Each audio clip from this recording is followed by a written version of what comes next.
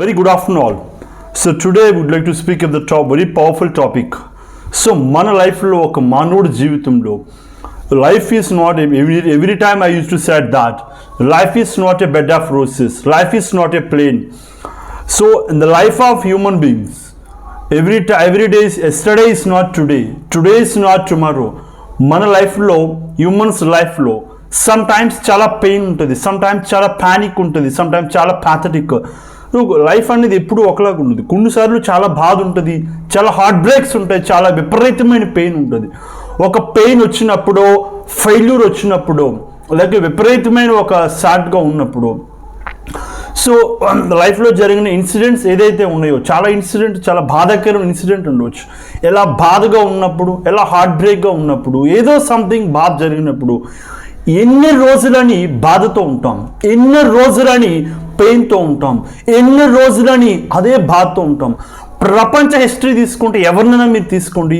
So ఏ pain అయితే వచ్చిందో ఆ 1 or 2 days పెయిన్ని ఓవర్కమ్ చేసి again we have to go back to our work.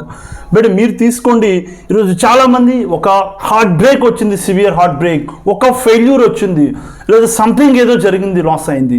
ఎన్ని రోజులని దాన్నే తలుచుకొని బాధపడుతూ ఉంటాం. సో ఇంకా లైఫ్లో సక్సెస్ అవ్వాలంటే ఖచ్చితంగా we have to go forward. అక్కడే ఆగిపోతామా జీవితంలో? ఎవరైతే మీరు ప్రపంచ సక్సెస్ఫుల్ పీపుల్స్ తీసుకోండి, అబ్రహాం లింకన్ తీసుకోండి, one of the person who dedicated many times was praying. ఎవరైతే ప్రపంచంలో సక్సెస్ సాధించారో అండ్ ఎవరినైనా మీరు తీసుకోండి, వాళ్ళ లైఫ్లో కూడా ఫెయిల్ అయిందరో ఆగిపోలేదు. లింకన్ కూడా ఎన్నోసార్లు ఫెయిల్ అయ్యాడు. అట్ ద ఏజ్ ఆఫ్ 28లో తను అనుకున్న బిజినెస్ ఫెయిల్ అయ్యాడు. అట్ ద ఏజ్ ఆఫ్ 32లో లాస్ హిజ్ వైఫ్ని కూడా వదిలేసి కోల్పోయాడు. బాగా ప్రేమించి పెళ్లి చేసుకున్న వైఫ్ కోల్పోయాడు. అట్ ద ఏజ్ ఆఫ్ 37, 42లో బిజినెస్లో కోల్పోయాడు. At the age of 51 he became the president of topmost country of USA. So ఎలా ఎంతోమంది సక్సెస్ఫుల్ పీపుల్ని మీరు తీసుకుంటే ఖచ్చితంగా ఒక ఫెయిల్యూర్ వచ్చిందర ఆగిపోయినోడు ప్రపంచం గుర్తించదు, ఫెయిల్యూర్ వచ్చిందర ఆగిపోయినోడు ఈ ప్రపంచం రికగ్నైజ్ చేయదు. Any why you want take. Abdul Kalam గారు ఏమైనా ఇంటర్వ్యూకి వెళ్ళారు, ఇంటర్వ్యూలో ఫెయిల్ అయ్యారు. రిషికేశ్లో ఒక ఆశ్రమంకి వెళ్ళారు. సో ఎందుకు అలా జరుగుతుంది అని అక్కడ ఆశ్రమ గురువు గారిని అడిగితే, మీరు కోరుకున్నదే జరగాలని ఎందుకు అనుకున్నారు, భగవంతుడు మీకు ఏదో చేయాలనుకుంటున్నాడు అని. వెంటనే ఎంత పెయిన్ వచ్చినా, ఎంత ఇబ్బందులు ఉన్నా, how much time you taken to bounce back, ఎంత టైం మీరు తీసుకుంటున్నారు బౌన్స్ బ్యాక్ అవడానికి.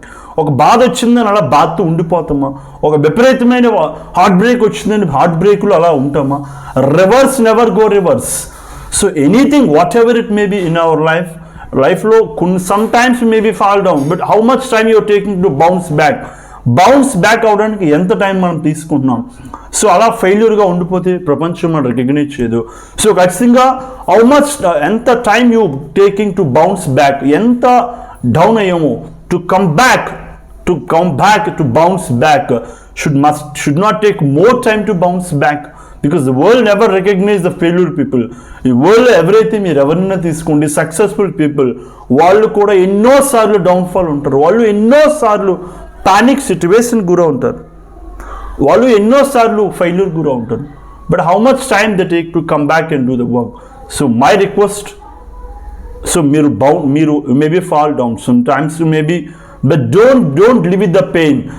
Solve the problem or leave the problem, and don't live with the problem, don't live with the pain. Come back from the situation and do the world. The world is waiting for your success. Let us shake the world with your positive vibe. Let us shake the world with your positive attitude. All the best to you all.